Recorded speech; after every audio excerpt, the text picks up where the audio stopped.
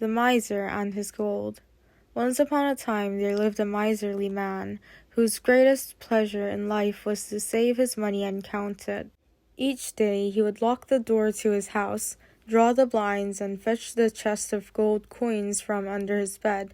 His eyes would glint and gleam as he placed the money into the piles and counted up the total. One day, as the man was counting the coins, an awful thought took hold of him.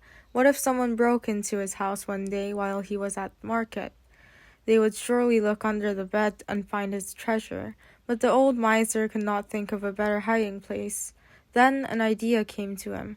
"I know," he said to himself, "if there is not a better hiding place inside the house, perhaps outside the house would be safer." That night, under the cover of darkness, the man crept into his garden with a big spade.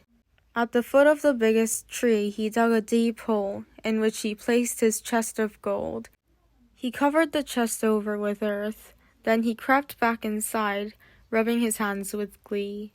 From then on, every night, the man would steal into his garden and dig up the chest. He would delight in counting the coins, then bury his treasure in the hole once more. The man thought he had been so clever. No one would come across it there. However, little did the man know that on one particular night a robber was hiding in the tree. He saw everything, and of course, as soon as the miser had returned inside his house, the robber came down from the tree, dug up the treasure, and ran off with it. The next night, when the man came outside to gloat over his treasure, he was horrified to find nothing but the empty hole. He wailed and wept and tore at his hair, and raised such an outcry that all his neighbors came running to see what had happened. Then the man owned up and told them about how he used to come and check on his gold.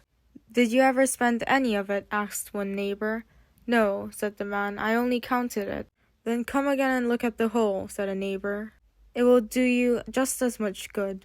If you don't use wealth and treasures, they may as well not exist."